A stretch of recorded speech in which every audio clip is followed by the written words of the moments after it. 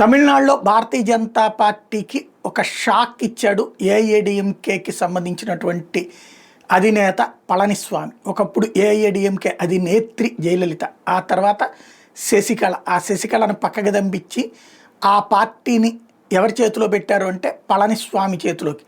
పన్నీర్ సెల్వం అడ్డుపడకుండా జాగ్రత్త చేసి మరి పళనిస్వామికి ఆ పగ్గాలు అప్పచెప్పింది ఆనాడు భారతీయ జనతా పార్టీ.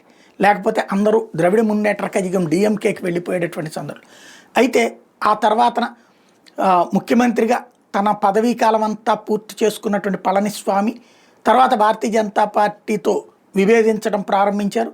అన్నామలై కారణంగా విభేదాలు పెరిగినాయి. మొన్ననే అన్నామలైని పక్కన పెట్టి పళనిస్వామిని సాటిస్ఫై చేసుకోవడం కోసం అని చెప్పేసి ఏదైతే ఏఐఏడీఎంకేకి సంబంధించిన మాజీ మంత్రిని తీసుకొచ్చి బీజేపీలో చేర్చుకుని ఆయనే బీజేపీ రాష్ట్ర అధ్యక్షుడిగా కూడా చేసి పొత్తు ఖరారైపోయింది అని చెప్పి అమిత్ షా చెప్పెళ్ళారు. ఏఐఏడీఎంకేతో భారతీయ జనతా పార్టీ కలిసి పోటీ చేస్తుందని.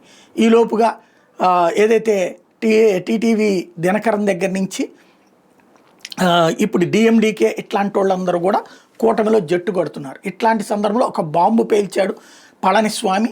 ఏదైతే అమిత్ షా చెప్పిన పొత్తు ఖరారైన మాట వాస్తవమే.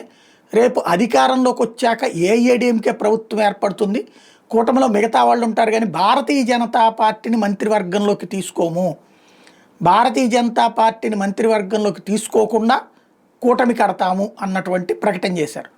ఇది మరి అమిత్ షా ఒప్పుకున్నటువంటి విధానమా లేకపోతే కనుక, ఎందుకంటే సీఎం పళనిస్వామి డిప్యూటీ సీఎం అన్నామలయ్యో లేకపోతే బీజేపీ తరపునో అన్నటువంటి ప్రచారం సందర్భంలో రివర్స్ ఎత్తు. అంటే ఒకప్పుడు మొన్నటిసారి కాకుండా అంతకు ముందుసారి మహారాష్ట్రలో శివసేనతో ఉద్ధవ్ థాకరేతో జరిగిన తగవు లాంటిది ఎలక్షన్స్ ముందే.